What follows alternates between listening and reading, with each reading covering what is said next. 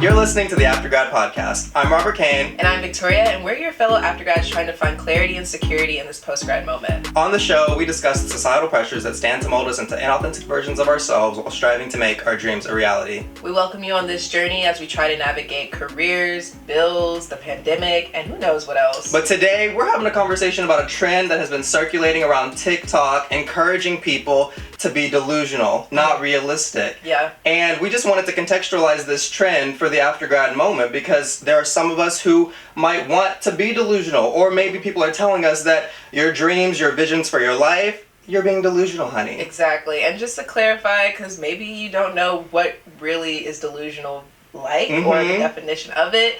Essentially, it's where you don't know the difference between your imagination and reality. I love that you added the actual definition. No, because that's so true. I think as Aftergrads, we might have these visions for ourselves, as we've talked multiple times in our show in previous episodes, but you might have people who don't see the visions, the manifestations that you're working hard to create for yourself. Exactly. And even though it's up here in your head, it's imaginary currently, you know that it's going to be a reality at some point in the future. Exactly. I literally recall, this brings so much laughter, this guy who walking me to my car, and I have a little Honda Coupe, but in my mind it's a Mercedes-Benz. Period. And as you have to. So not until he pointed it out did I realize, oh, this is kind of like a hoopty. But in my mind, I'm rich. Right. I have money. I'm successful. Absolutely. You might not see it, but I see it. It's mine. And I might be delusional. Right. But actually, I'm a millionaire in my You're a mind. millionaire. Not in my mind. It's actually a reality. So, see, I'm going back and forth. Right. That's delusional. That's delusional. I don't know the difference between real or fake. Exactly. So, and enforcing that within ourselves, I think, can allow us to experience. We've talked a lot about the cybernetic pathways that we mentioned on a previous episode. Definitely check that episode out because we're really talking about, in a sense, what being delusional can add to the Aftergrad journey. Right. You know, it is a joking matter. The person that actually started this trend on TikTok, her name is Kiara Lewis, and you can find her on TikTok at Kiara Lewis 75. And in the TikTok, she's literally saying, be delusional, F being realistic. Right. And the points that she's trying to make is that I might not have any evidence that's supporting the visions and dreams that I have for myself in the future, but I'm living it out up here in my head. Exactly. And I will experience it. It's so refreshing to see too. And also when you become delusional or in the process of being delusional, you realize that there's a shift. You start to drop the word real and fake. You start to question those definitions. What is real and what is fake? Especially in our generation, coming up with the high tech and the high speeds and AI and metaverse and all that stuff launching and taking flight, cryptocurrency, may I go on. Yeah. We are really going to start being challenged with the definition of what is real and what is fake. In fact, we're starting to integrate with both. So, all that to say, get your mind prepared. Right. You can start imagining things that are beyond you and that you currently see in front of you. Friends will start looking at you different too. They probably think I'm delusional. Right. Yeah. And that's tea, or actually. Acquaintances, at least. I mean, have you ever been in a situation where, you have dreams and that's where you kind of have to decipher who's your close friends? Have you ever been in a situation where you want to share your dreams with certain people but and maybe they feel they can't handle it, or they're gonna hit you with they can't handle the truth, right? And situations a lot, right? There might be moments where you're trying to share what you hope to see for yourself, and that's when you just have to know who are your ride or dies and who are your close friends. That's a big one on how I know if you're ride or die material. Because if I tell you my dream and there's like a pause, a pause, no hyping up. Right, no hype. Some people don't know how to hype. Yeah, that's questionable behavior for me. I need you to be able to get with it immediately. I don't care if I say I want to be the next Beyonce. Get your mind around it. Suspend your disbelief. Your disbelief. Like, I need you to see me as Beyonce in that moment when I'm sharing that with you. Be like, okay, bet. You know what? I'm going to be delusional with you. I'm going to. Beyonce. Yeah. No, for real. Because I've been in a situation where it was like acquaintance kind of meet and greet. And everybody was going around the table and say what they want to be, and like I hesitate. Yeah, right. I'm like, I don't know what type of safe space you're in. Right? If you can share all of yourself in this moment. Yeah, exactly. And once I did, and the looks, the stares. Yeah. And me at the time was like, well, dang girl, you said way too much. Yeah. Now I'm like, okay, fine. But now that I'm in the world of like trying to convince, or not convince, but like getting a job, internship, yada yada, so forth, I really do need to only give them a piece, because now we're dealing with adults who have been in their minds in the quote unquote real world, right? So anything you see, it's not going to work. You can only pick one thing. So when I do express like the whole portfolio of what I see myself doing, sometimes they'll get caught up depending on their experiences, their beliefs, and what they've seen, right? They'll put on me what I'm going to be, and then they might see, oh, this is not going to be a good fit, right? How dare you make that assumption? Not how dare you, but like... But how dare you? But how dare you, really, really. So like now that I'm dealing with, or, you know, talking to other generations, I have to be careful on like who I tell what. But when I was younger, I was more naive about it and just, you know, told anyone, and yeah, I got some reactions, but it didn't affect me. But now going into like workspaces and networking stuff as well, it can literally be the make or break of an opportunity if you tell too much or too little. So how do you, in the midst of being in your delusional self, you're marketing yourself. No, I just want to, Kane, marketing background, just grand, and like knowing what and when to say, how much to give, and to make them feel like they're in. I don't even want to say that this is us being fake, though. It's simply not. It's not. It's playing the game. You have to be a student of the game, and you have to understand when it's appropriate to share certain facets of yourself. There might be moments. I think one element of society that we're living in right now is people are constantly telling us that you need to specialize, honey. If you don't have a specialty, you're not going to have value. Starting in college when you had to declare your major. That's really the point in which that type of situation begins, where you're forced to pigeonhole yourself into a specific field of study. And that's all well and good. You do want to have skills. That's kind of what the major is training you for.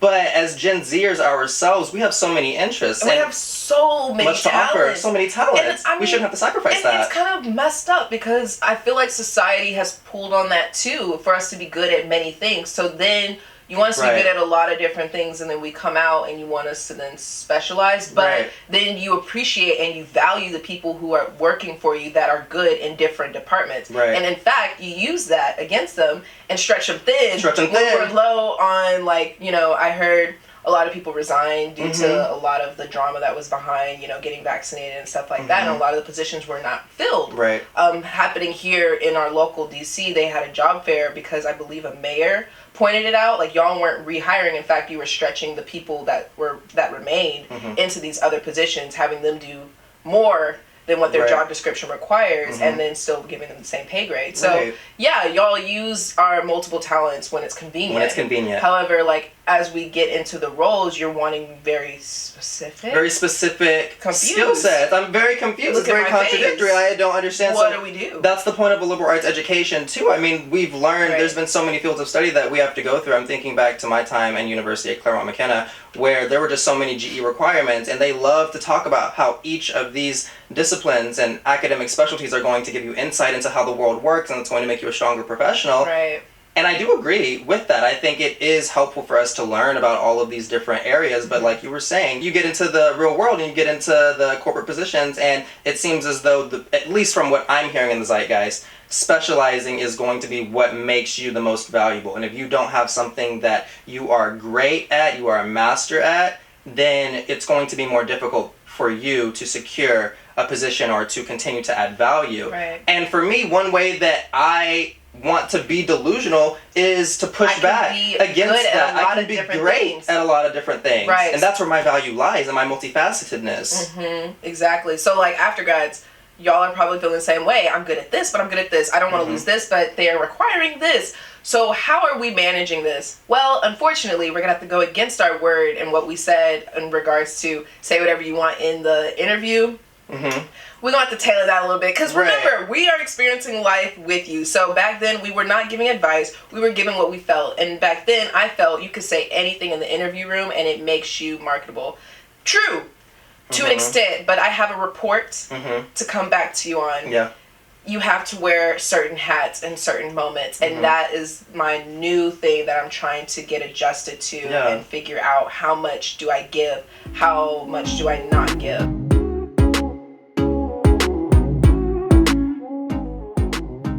Going back to that episode, I mean, we were talking about interviews, we were talking about the good, bad, and memorable interview experiences, and I think, at least as far as the interview scenario is concerned, when you're networking with people, just understanding the type of relationship you're trying to have with them. Because I'm all for, and I want to encourage Aftergrads to be able to pull up to an interview and do what I did and say that I simply didn't prepare for that question. I didn't do my due diligence. That's literally kind of what I said in the interview because I was in the midst of writing thesis.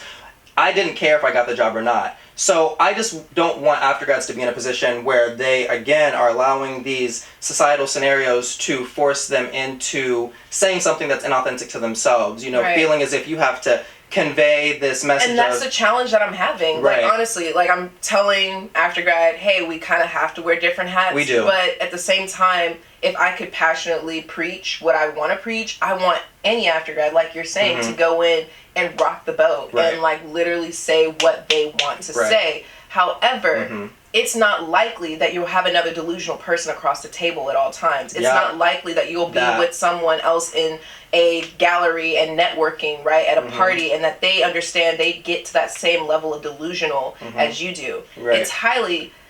I'm not saying it's highly unlikely, but the odds, it's like 50-50 chance. And you'll know. Also, like, when you talk about vibes, too, I know when someone else is very narrow-minded and they've been in the industry for a long time. And so when they're hiring, they're looking for that replica of them. And it's unfortunate. So how do you squeeze yourself into that keyhole so that when you do get hired, though, you can then show all your true colors? Absolutely. Unfortunately, it is kind of hypocritical. It might require us to put up a facade or show only a side or make us feel limited in the space.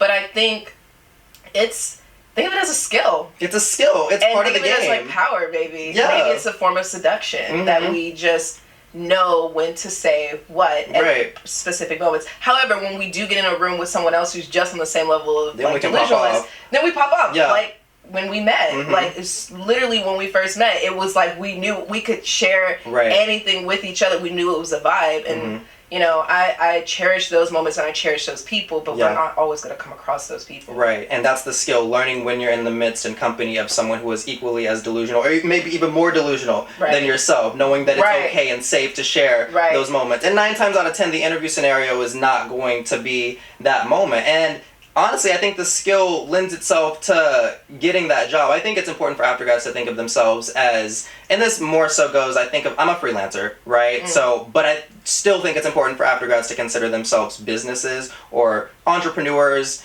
entities, corporations. Your whole body. Your whole self is a service, right? And then when you say, no, it literally is, and your product, as you also like to say, we offer certain things. You are skilled in various areas, and when you're in the interview process or you're networking, there are certain things that you yourself offer to the table. And that's honestly kind of what I think being delusional is about. I mean, being delusional, being confident, for me, confidence is an understanding that you are the only person that can do a certain thing in the way that Victoria will do it, in the way that Robert will do it. I'm a photographer, and confidence in photography, that is, for me, knowing that there's not another soul, not another human being on this planet that is going to take an image like Robert Kane. Sure, technically, the image might be sound, and it might check off all the boxes on composition, lighting, pose, but no one is ever going to take another image like me. And that is confidence. And that's being delusional in a sense, because I think the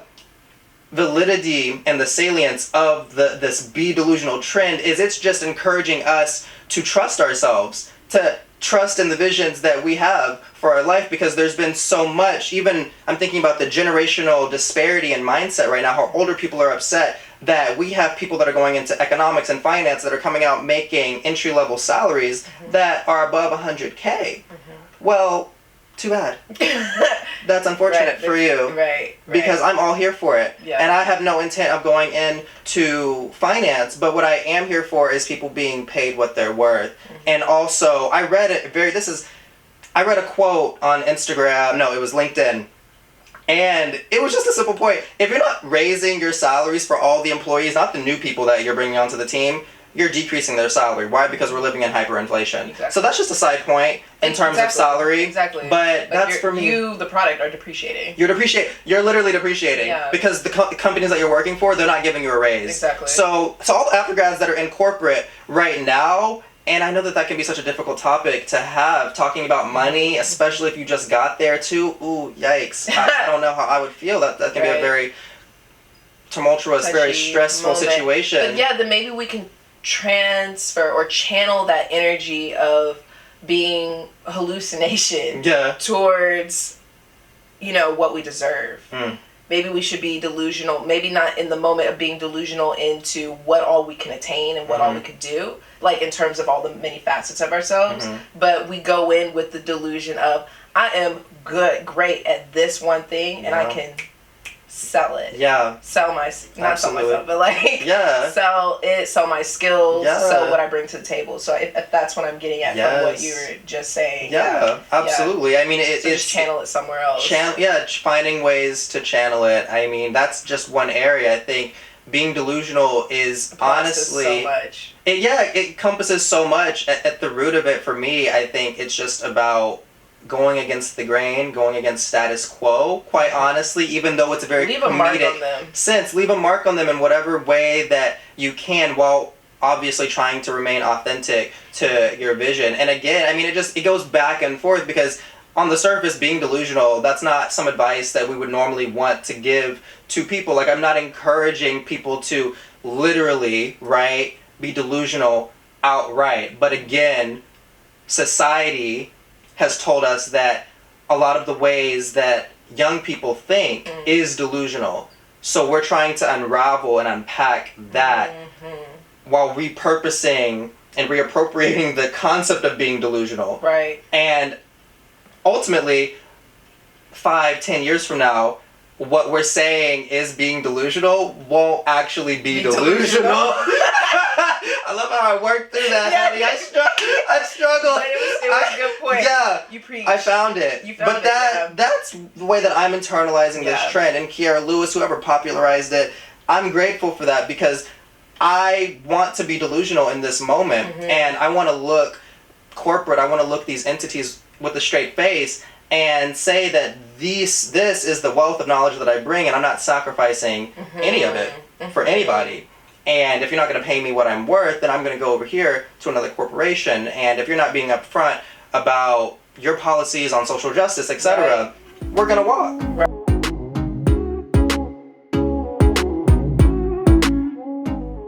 It's the walk for me. We're going to walk forward. We're going to keep it straight. It doesn't bother us as well. I think how people respond to us being delusional, right?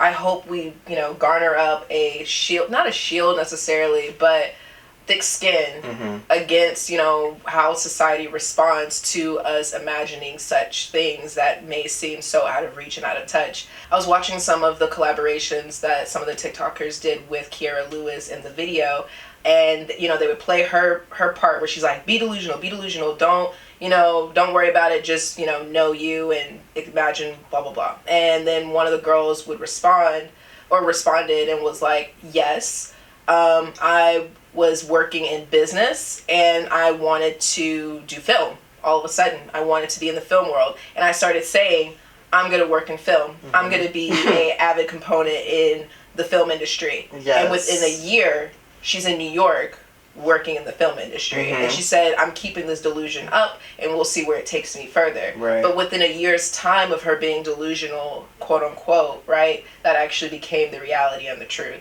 So it works. Being delusional can pay. Yeah, this stuff works. Yeah. It happened a lot in my childhood too. A lot of the things that I know people will look at me stupid crazy, but then in college it happened. I'm like, Because I think being delusional, also, you have to, I don't want to speak for the person that you're referring to who said that they would eventually be working in the film industry, but for me, I want to encourage Aftergrads, of course, be delusional. We support that here on this channel and in this community, but there's also work to be done on the back end, right? So delusion without work is dead. That is true. Is dead. Very true. So you have to be doing, you can't just be sitting on your butt and being delusional. But if you're my friend, I'm still going to support you. I think in being delusional, you begin to feel like you're that person. And so if you're really imagining the spaces you're going to be in and the work that you're going to do very thoroughly, then you start to believe you're that person. And what do you expect from that person? You start to ask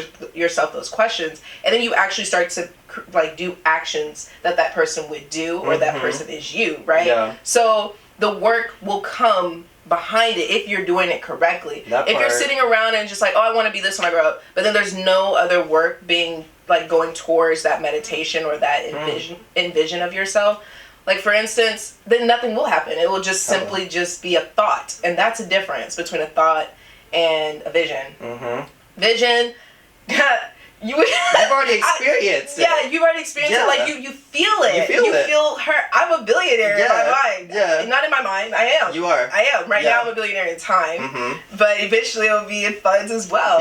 But like I can imagine that there's $1 billion in my bank right now too. And eventually it will happen. Now what does a person with $1 billion do? What do they look like? They wake up at 5, they tend to have their stuff together. I don't know. They just have. How do they make that money, right? Yeah. Like, how do they get there? So a lot of the things that a billionaire does, I'm actually doing right now. Absolutely. And I think it's from just continually putting myself in that mindset that this is the type of person I am and this is who I am. So then everything else, like that work, those actions, the way you are with people just kind of comes behind it. Yeah. By nature. So even if you don't know how to work towards it, because we have a lot of people who sometimes are really good at imagining things but don't know how to then back it up behind with work, maybe you're not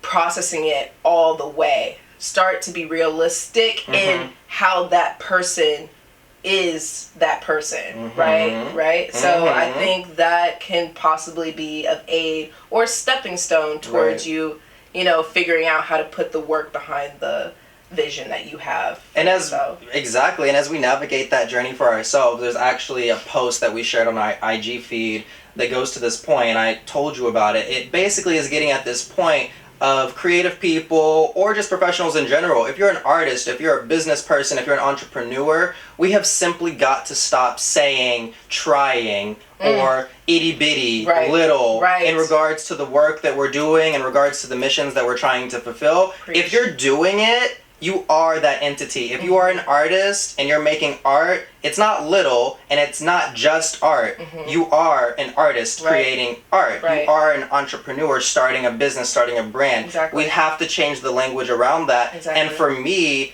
it really does go to being delusional, right? Because again, society will have you believe that because you're at the starting point and you're not a master yet, that you aren't actually living out what you're doing, and you're not adding strong value, or just because there's someone who's 5 steps ahead of you and you're 5 steps behind them, that you're not on the same level. No, we can't think like that. No. We are what we are doing. Period. When I was a kid, I'm used to being told, you're a kid and I'm an adult. That, I mean, rightfully so, that's a form of respect, but essentially what's associated with the kid is like they don't know enough, they're little, they're tinier, they're more, you know, naive to what's around them. And so when you're coming out into that transition moment, you're coming out into like the young adult, right? Then there's young adult. There's still something about that word that's like, you don't know much yet. Still much to learn. Right. And so like you subconsciously might be thinking, I don't know much yet. There's still more to learn. And there's a humbleness to that, right? Like as we said in the last episode, let's be a student of the game. Yes. However, being a student of the game does not mean losing sight of who you are and who you're going to be. And so, like you were saying, just standing firm and getting rid of that vernacular of little, small, young, naive, less than, not experienced enough yet. That has to kind of come out. I think the older generation might be looking at that type of mentality sideways, right? Because I think a lot of in the past, it was you had to work your way up. You needed to start here at this checkpoint, right? But I think, again, skills are in right now. And it's very unfortunate when people get above themselves. I think that's where it's just very... You're snitching on yourself. You're snitching on yourself. No, because I've seen adults do that. Yeah, where like they feel challenged by someone who walks in the room. Very challenged. What's the pressure?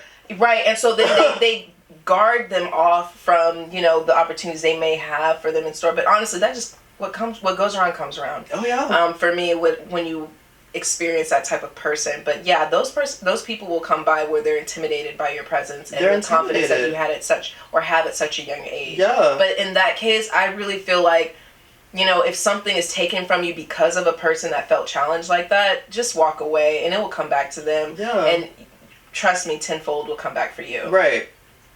And I just don't think that it's, I mean, again, the reason that I say you're cinching on yourself and specifically referring to older people, sure, because that's who I'm thinking of when those... No, you are, because wouldn't you want better for the people that come after you? Right. Wouldn't you want what we all seemingly want, and that's a better working environment for the collective? Because if you're upset, they lose sight of their purpose. They lose sight of their purpose because they're worried about being challenged by younger people. Mm-hmm. But again, I would think if I were older, and the way that I will internalize it, the people that come after me, it keeps me young, but also my work was not for naught. It had validity. Mm-hmm. It was worthwhile because the people that come after me are going to have a better experience from the work that I produced and shared with the world. But that mindset is clearly not shared with the people that have that type of mentality, and the people that are getting upset with young people who are being quote unquote delusional and unrealistic about the expectations around work. But we're just simply calling out what has been hidden for so long, and that's just better working conditions. And it's obviously just luggage that they're carrying and regrets that they are carrying with them. And in that regards, if you're that person listening in, you know, then that's when you need to kind of look at yourself and like reevaluate what is your purpose and what do you want to see, right? And what has happened, what has shifted for you to not appreciate another individual coming into the space wanting to add their purpose to your mission. Right. What something's gone wrong. Something's gone wrong, and I mean, I'll pray for you. Oh yeah, I'll pray for you. I'll keep you in my thoughts, absolutely. But I'm gonna keep it pushing. But I'm gonna keep it pushing because it's not worth obviously my time. Yeah, and I mean, as aftergrads, when we get into those spaces, obviously you might be sticking in a space for a particular reason, and that's totally fine. But just never lose sight of that quote unquote delusion. Keep it near and dear, close, right? So that you can keep moving forward and bypass them. Whenever I come across someone, an older person or just an individual that doesn't understand my level of delusion, you really mean nothing to me, because we're just not going to see the world in the same way. And again, we talk so much on this channel about building community with like-minded people, and I take that very seriously. Mm-hmm. So I think a conversation that we were also having is going back to this idea of marketing yourself and knowing when and where to share certain facets of yourself. And I think in the corporate world, that's super important too, because not everyone is going to understand where you're coming from, and that's totally fine.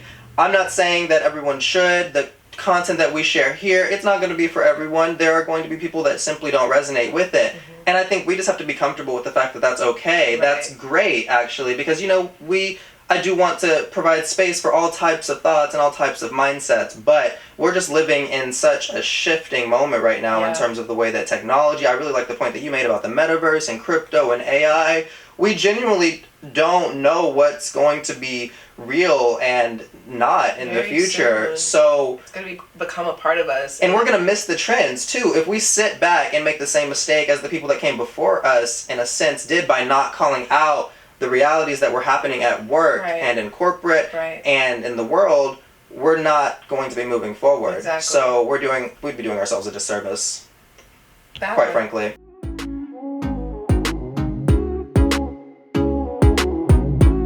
Our uniqueness is that we're trying to figure out the unknown, right? And so with figuring out the unknown, it does mean going into delusions and stuff like that. So, and, you know, in the future, we'll kind of look at, in the transition stage, how to, you know, get through those known things like taxes and careers and stuff like that. But on this channel, what I feel like makes us stand out than others is like we're willing to talk about what's not so known, which sometimes can seem crazy. Right. But that's who we are. There's no one else that is giving us that type of insight. Right. We're trying to prepare for what is not expected. Mm-hmm. And that's the comfort that we were needing when we graduated in the midst of a pandemic. And I just wanted to remind this channel of that. And like, this episode means a lot to me because we get to have that conversation that not everyone's talking about. We're coming out of, quote unquote, coming out of the pandemic. Mm-hmm. Stay safe out there, guys. But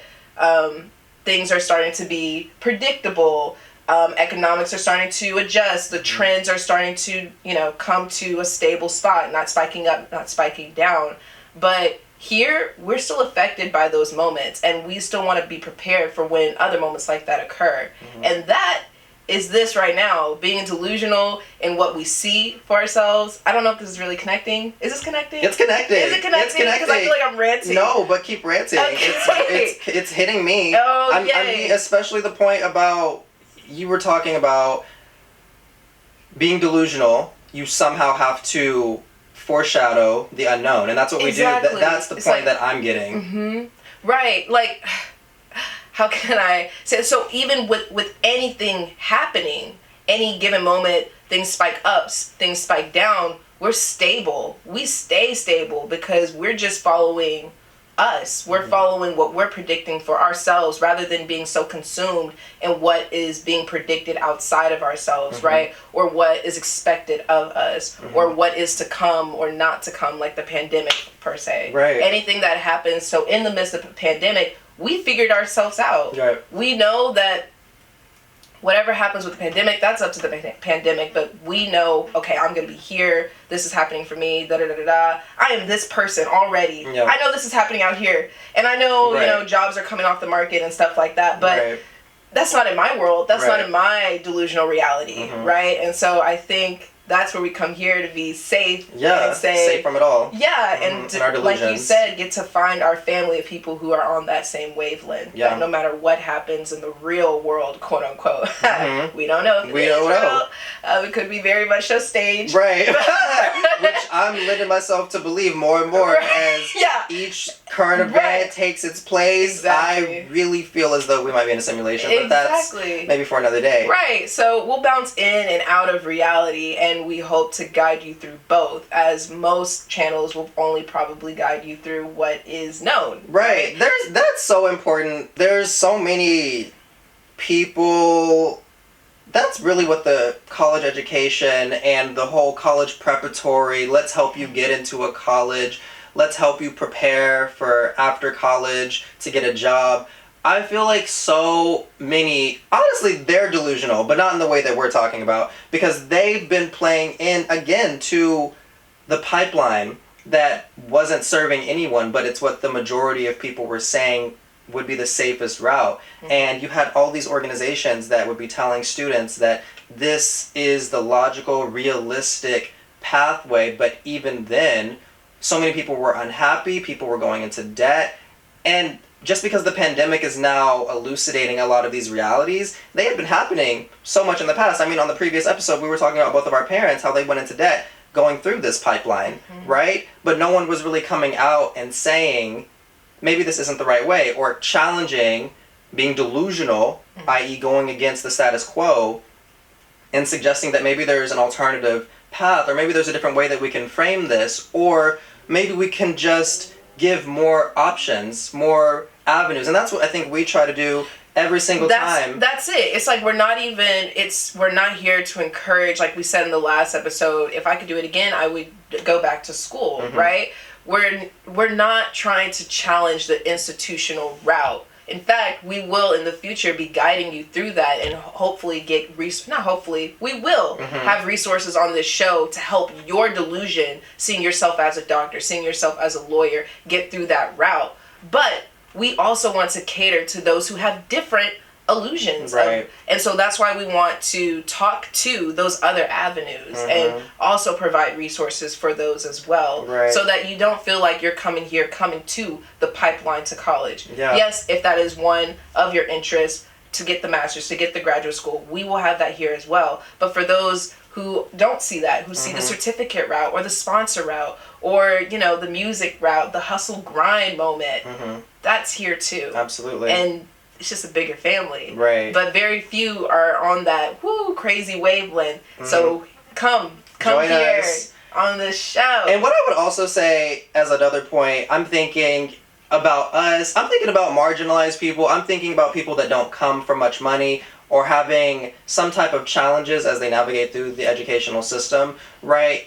If you have dreams of being a lawyer, if you have dreams of being a doctor or just any big vision, you, in a sense, you have to be delusional. I mean, the odds are somewhat stacked against you based on the statistics and the barriers to entry that you're going to have to face. You might not have access to the network, and to think that you, within yourself, you know, are going to overcome those challenges, they are so difficult a lot of times, and they can be very scary, right? Even if you go to a school like mine that has a strong network, I still have to access that network. I'm thinking of people that are first generation college students, how they haven't been prepared for college, and there's many story after story where people get on campus and they feel underprepared and they feel as though they're not supported. I mean, all of these challenges, to think that you can reach beyond that, you somewhat have to be delusional. No, literally, I'll speak to my story going into college. I wanted to go to China for the first time. That's an expensive trip. That trip, I wanted to go multiple times. And I sat in the office, and I know this woman probably thought I was delusional. I remember her kind of like just lightly giggling. It was nothing towards me. It was nothing in spite at all. In fact, I appreciate her reaction. She was like, okay, let's make this happen then. Pulls out a binder, lines up, we line up together the programs. She helped me fuel my delusion. Even if she probably didn't see it for me, she just heard my passion through my delusion, right? And I had no money to give. No money to give. And, you know, as I was, you know, returning around campus and all this stuff, talking to other people about if they're interested in going abroad, a majority of them would say, I don't have the money. They would think about the reality first. And I didn't have the money, guys. I was lined up to go to China 3 times. I went 2 out of 3. The 3rd time got, you know, interrupted by COVID, unfortunately. But my delusion of going to China multiple times in my 4 years for free, I would have had that with no pennies out of my pocket, happened. This actually happens, guys. I'm trying to be, and I might sound crazy. I might sound crazy, but I literally went in the office and said, I'm trying to go multiple times with no money in my pocket. And it happens. So just don't knock yourself out with the realities. Knock yourself out with those delusions. Then that's why we have some lawyers, like you said, that were marginalized and, you know, things were stacked up against them, and they get to the top and they're like, how did I get here? I'll tell you how they got there. They believe that they were already there. And so it just naturally will come into place. These people will come into your path and all this stuff that you would never think of. And it takes work, though. It takes work. I want to reiterate that again. We'll just going back to the point. We know this. We know this, but you know, you might have people like, wait, but you're just saying be delusional. I'm sitting in my room thinking about it. Because we work hard, and our Aftergrads work hard too. That's true. All right. So we are delusional, but we work hard. That's true. To back it up. Listen. We got to keep that in mind, guys. Oh, absolutely, and we know y'all know. I'm just one more point, because you were going back to your university, and I'm just thinking about. My university, they never let anyone count credits from abroad. You can usually only count like 2 credits from abroad. Yeah, absolutely. Oh, that's scary. That's very scary, but you know what? I was delusional. Look, I took 1 class for my media studies major on campus. Hey, Claremont McKenna. Hi. Yeah, because people always want to do things by the book. But you know what? That's great. A book is wonderful. But again, I want to be different. I'm always thinking about how can I differentiate myself. And like you, I wanted to study abroad twice. I wanted to go for a full year. I did. And I just wanted to conclude with that, just to give people motivation that we're going to encounter so many systems, so many people that are trying to like center us. They want to center us on a path, and they want to enforce their visions onto you. Be delusional.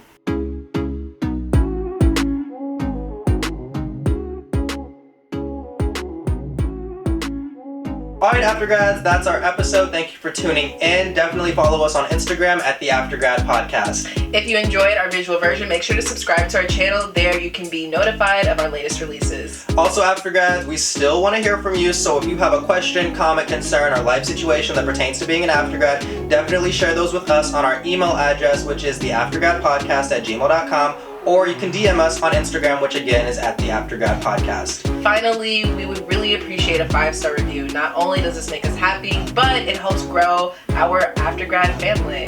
And with that, Aftergrads, thank you for tuning in and or watching. And with that, this is the Aftergrad Podcast. Be delusional.